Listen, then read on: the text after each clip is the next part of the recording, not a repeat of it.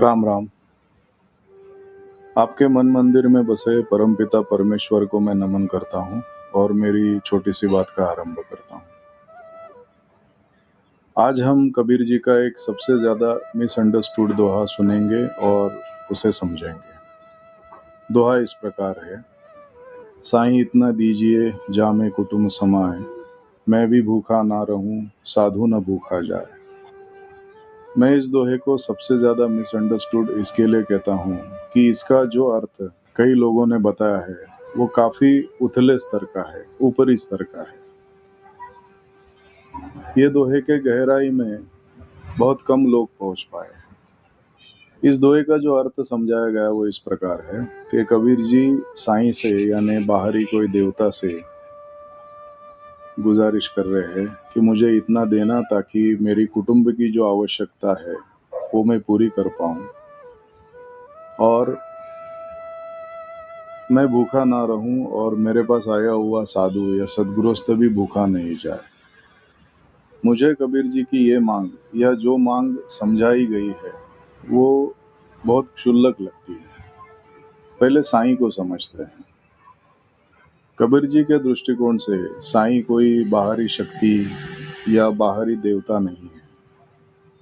अपने एक दोहे में कबीर जी कहते हैं, जो तिल माही तेल है जो चकमक में आग, तेरा साईं तुझ में बस जाग सके तो जाग।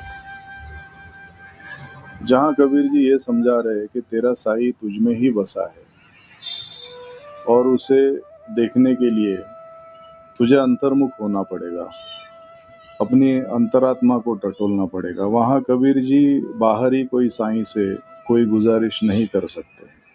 दूसरी बात यह है कि कबीर जी के कुटुंब के बारे में अगर हम सोचें या विचार करें तो कबीर जी का कुटुंब कोई 5, 10, 15, 20 आदमियों का नहीं था। कबीर जी इस पूरे संसार को ही अपना कुटुंब मानते थे। इस संसार का हर व्यक्ति, हर प्राणी, हर पक्षी उनके लिए अपने परिवार जैसा ही था। और कबीर जी जो मांग कर रहे हैं, ये कुटुंब की जो ज़रूरतों की बात वो अपने दोहे में कर रहे हैं, वो कोई भौतिक ज़रूरतें नहीं है, वो परमार्थी की आध्यात्मिक ज़रूरतें हैं। और वो अपने मन मंदिर में बसे परमात्मा से ये गुजारिश कर रहे हैं कि हे साईं, मुझे तो इतना ज्ञान देना, इतनी करुणा देना, इतना प्रेम से भर देना कि मैं मेरे पूरे कुटुंब को और उसके सदस्यों को वो दे पाऊँ, उनकी सारी ज़रूरतें पूरी कर पाऊँ, उनके शंकाओं का निरसन कर पाऊँ। इसी के साथ अगली पंक्ति में कबीर जी कहते हैं, मैं भी भूखा ना रहूं साधु न भूखा जाए। कबीर जी की भूख या वो साधु की भूख कोई खाने पीने की भूख नहीं है। ये भूख ज्ञान की है, करुणा की है, प्रेम की है। तो अपने साईं से वो ये कह रहे हैं कि प्रेम बांटने के बाद या ज्ञान बांटने के बाद भी मेरे पास उतना पर्याप्त ज्ञान रहे कि मैं भूखा ना रहूं। और जिस साधु की वो बात कर रहे हैं, पहले साधु शब्द को हम समझते हैं। साधु का अर्थ होता है ऐसा व्यक्ति जिसने साध लिया है। साधना यानी अपने काबू में कर लेना। और किसको साधा है? तो अपनी बुरी कामनाओं को, अपने अंदर के विकारों को, उसे साधु कहा जाता है।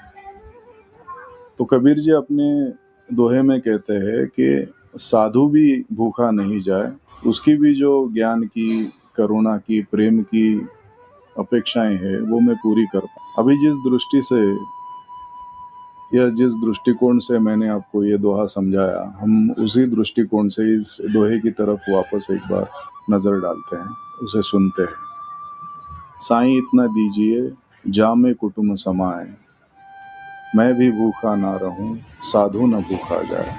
मुझे अपेक्षा है कि ये दोहे का सही अर्थ मैं आपको समझा पाने में सफल रहा हूँ। अगर आपकी कुछ शंकाएं हैं, कुछ सवाल है तो आप मुझसे पूछ सकते हैं। पुनश्च आपके मन मंदिर में बसे परमपिता परमेश्वर को मैं नमन करता हूँ और मेरी वाणी को विराम देता हूँ। राम राम।